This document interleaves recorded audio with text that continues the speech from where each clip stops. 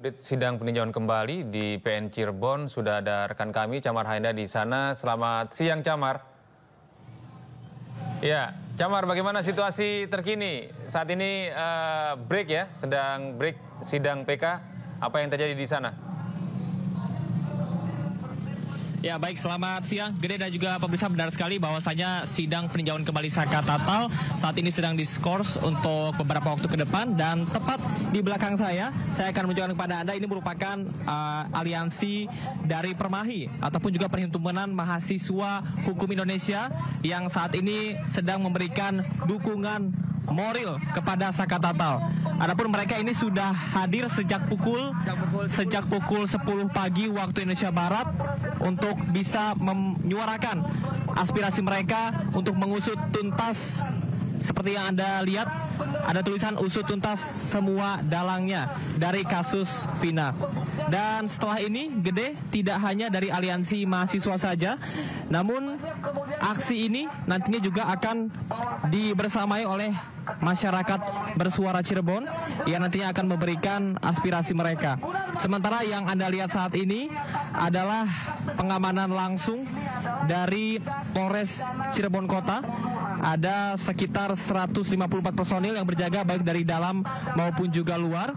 Namun sekali lagi, aspirasi yang mereka sampaikan tidak hanya untuk mendukung Saka Tatal, namun juga untuk bisa mendesak Pengadilan Negeri Cirebon, Jawa Barat untuk bisa mengusut tuntas kasus ini.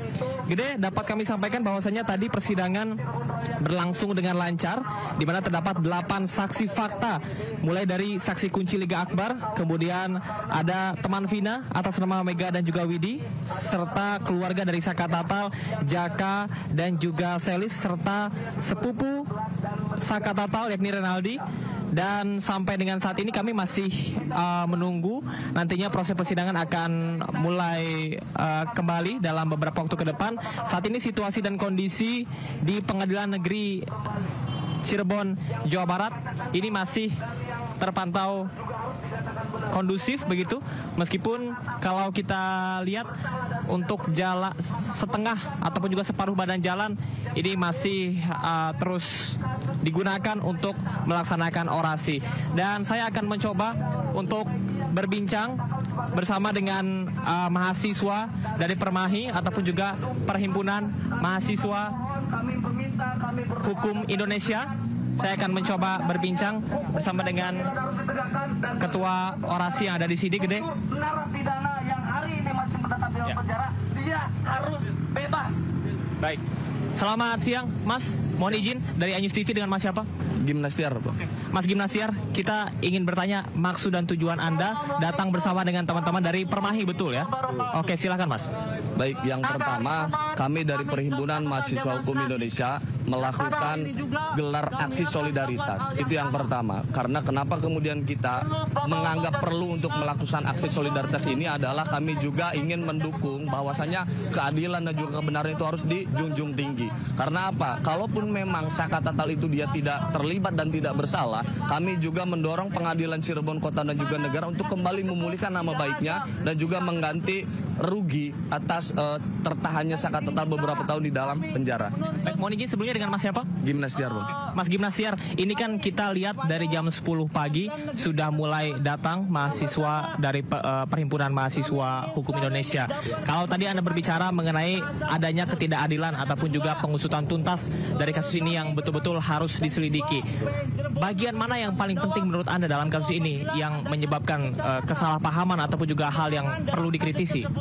Yang pertama, yang menjadi hal paling fundamental ini di maladministrasi. Dalam artian, kenapa kemarin Peggy Setiawan di awalnya dinyatakan sebagai DPO, tapi di akhir-akhir ceritanya dia dibebaskan oleh pengadilan.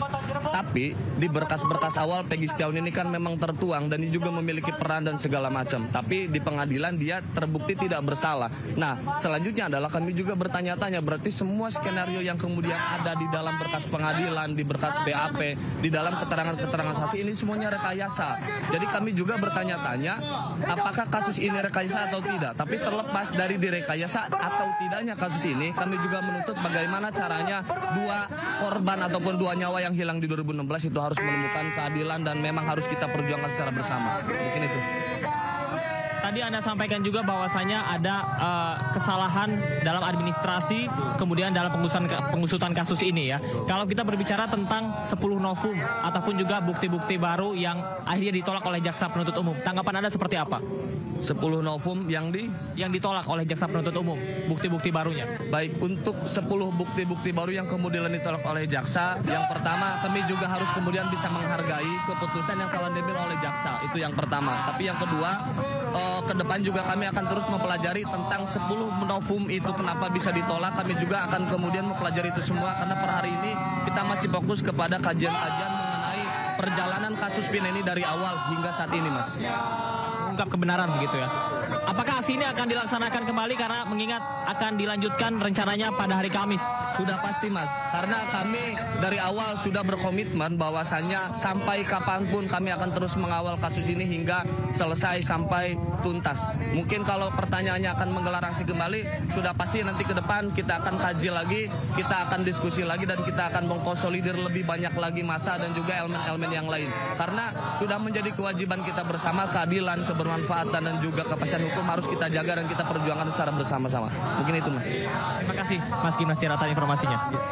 Ya, Gede, itu dia tadi perbincangan kami bersama dengan salah satu perwakilan dari Permahi, dan sampai dengan saat ini kami masih menantikan nantinya akan ada masyarakat bersuara Cirebon yang juga akan datang mendukung Saka Tatal. Sementara kalau kita lihat tadi dari tujuan mahasiswa ini datang adalah agar segera diusut tuntas mengenai kasus yang diduga penuh rekayasa.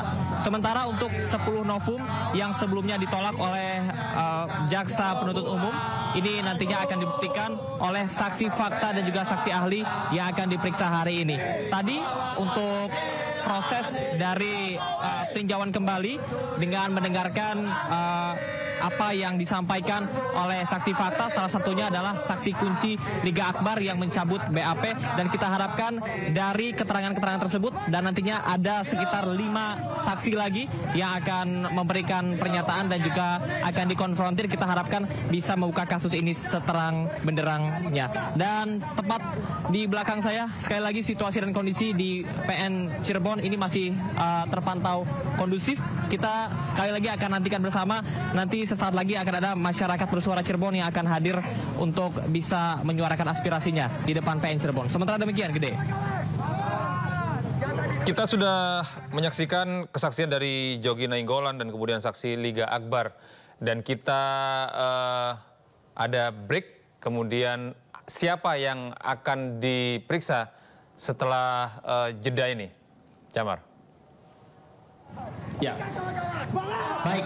Seperti yang saya sampaikan tadi, bahwasanya hari ini tidak hanya teman Vina saja yang hadir, namun juga akan ada sepupu beserta dengan kakak dari Saka Tatal yang akan memberikan penjelasan. Salah satunya yang paling menarik adalah Renaldi atau atas nama Aldi, yang ini merupakan sepupu dari Saka Tatal. Kenapa ini penting, Gede dan juga pemirsa?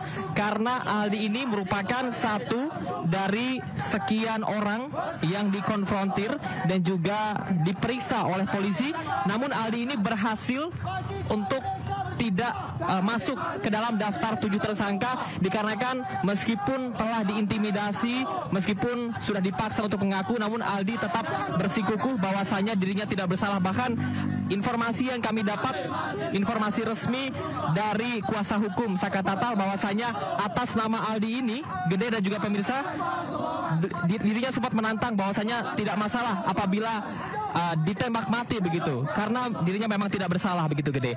Jadi memang ada beberapa saksi lain yang saat ini kami masih tunggu keterangannya, termasuk dari Muhtar Effendi selaku pengacara Mega dan juga Widi, di mana Mega dan Widi ini adalah teman dekat Vina yang berkaitan dengan novum yang disampaikan oleh Titin Prialianti selaku kuasa hukum dari Saka Tatal, dan hal tersebut ini menunjukkan bahwasanya adanya kesesuaian antara baju yang dipakai Vina dan foto dari keadaan Vina yang utuh, tidak ada seperti yang disampaikan adanya kekerasan ataupun juga pemerkosaan. Seperti itu Gede juga pemirsa. Ini juga menjadi salah satu saksi yang cukup penting rupanya ya, karena apakah mendapatkan informasi bahwa Mega dan Widya ini adalah salah satu orang atau individu yang waktu itu terhubung secara langsung terakhir kali dengan korban Vina? Ya, betul sekali Gede. Saya tertarik untuk bisa mengulas Mega dan juga Widi, terutama Widi ini adalah salah satu teman Vina, teman dekat, di mana pada saat hari H kejadian, ini Vina sempat menumpang mandi di rumah Widi karena seperti pengakuan dari keluarga Vina bahwasanya Vina ini sering menginap di rumah temannya dan Vina ini meminjam dress berwarna hitam milik Widi, dan itu adalah sesuai dengan foto yang disampaikan ataupun juga diberikan oleh saat ini menjadi novum ataupun juga bukti baru. Dan sekitar 2 bulan yang lalu kami mendapatkan informasi bahwa kuasa hukum dari Saka Tatal yakni Titin Prialianti mendapatkan foto otentik tersebut. Artinya ada kesesuaian antara apa yang dipakai oleh Vina dan pengakuan dari teman-teman Vina begitu, dan disesuaikan dengan novum yang ada hari ini yang sudah disampaikan di pengadilan pada minggu kemarin. Dan kita harapkan bahwasanya ini bisa dibuka seterang benderangnya. Kalau kita berbicara mengenai apa yang sudah disampaikan sebelumnya, bahwasanya ada sejumlah, ada seluruh novum yang ditolak dikarenakan tidak sesuai ataupun juga tidak berketerkaitan dengan kasus pada hari ini. Diharapkan saksi ahli dan juga saksi fakta ini akan membuka kasus ini secara terang benderang. Sementara untuk informasi lain yang dapat kami sampaikan Gede, tadi kami melihat ada Kang Deddy Mulyadi, yakni dalam YouTube channelnya mengungkapkan fakta terbaru. Dede dan Aep, terutama Dede, ini sudah menyangkal apa yang telah ia sampaikan sebelumnya dan ia sudah mengaku berbohong. Sementara Aep masih pada pendiriannya. Ini sesuatu yang cukup kontradiktif dan kita akan lihat bersama pembuktiannya seperti apa. Namun sampai dengan saat ini kami belum bisa mengkonfirmasi apakah Dede akan hadir. Dikarenakan Dede belum hadir, kemudian juga kuasa hukumnya tidak hadir, sehingga Kang Deddy Mulyadi pada saat akan dimulai sidang tadi tidak bisa melanjutkan persidangan dan juga memberikan keterangan. Sementara demikian, Gede. Ya, baik, terima kasih Camar Haenda melaporkan langsung dari Pengadilan Negeri Cirebon, Jawa Barat. Dan kini kita beralih ke informasi yang lain, pemirsa. Dalam sidang hari ini, perdebatan terjadi antara saksi Yogi Nainggolan yang juga kuasa hukum 5 terpidana dengan pihak termohon. Saudara Adi di lokasi kejadian? Saya? Iya. Pertanyaannya sangat nggak nyambung nih. Enggak, ini saya bertanya karena yang mulia tidak. Pertanyaan saya iya apa tidak, Pak? Jangan gitu dong bertanya. Izin yang mulia. Izin bertanya. Majelis yang karena mulia. Beliau saksi. Saya lawyer kan. Izin yang mulia. Kita tanyakan kepada yang mulia. Siap. Tadi sudah dijelaskan oleh saksi bahwa ia adalah lawyer dari terdakwa yang dewasa ya. Baik. Dewasa. Yang 5 orang. Ya. Berarti beliau tidak pernah ya Bu di sana? Ya. Jangan gitu pertanyaannya dong. Saya tidak dibatasi untuk bertanya yang mulia, kecuali yang mulia membatasi. Izin yang mulia. Bentar, saya tanyakan. Saya bertanya ya. Yang mulia yang bertanya. Saya yang bertanya. Bentar, saya yang bertanya. Ya. Jadi Bapak ada tidak di lokasi, gitu aja. Kalau bilang tidak, itu kan yang dibutuhkan oleh si termohon. Iya. Saya kan karena lawyer kan? Nah, itu. Berarti tidak ada yang mulia. Tidak. Siap. Nah, itu ya. Untuk itu kami minta untuk dicatat di dalam persidangan bahwa keterangan beliau ini sebagai testimoni de auditu, Bu. Jadi tidak pernah. Silahkan saudara bertanya. Hak saudara untuk bertanya bukan untuk menyimpulkan. Sementara ya? Saya cukup, Bu. Ya, ini ditambahi oleh sudah dicatat oleh berita acara. Rekan saya. Siap. Sebentar, dengarkan dulu. Sebentar. Hei.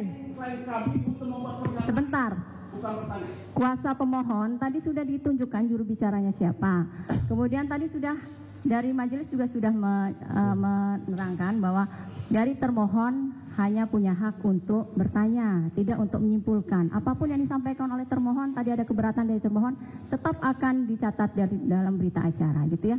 Jadi biarkan, terserah. Tapi kami akan melihat nanti, akan tetap dicatat dalam berita acara.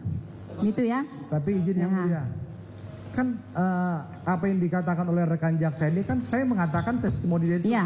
Sebentar, tadi sudah kami catat dan sudah kami tegaskan bahwa memang Bapak ada lawyernya. Betul. Bukan berarti Bapak ada di situ, kan seperti itu. Ya, sudah ya, cukup. Tapi Ya, pernyataan silakan. testimoni itu dicabut dulu. Sudah catat dalam berita acara. Cabut dulu Ya. bro.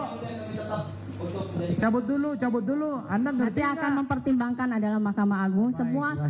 Semua yang terjadi dalam persidangan tetap Begini, akan Bu, dicatat begini, dalam Bu, persidangan. saya ini dosen, ya, silakan, Bu. ya. Dosen. Kalau saya Pemirsa Breaking News masih akan kembali usai jeda berikut ini.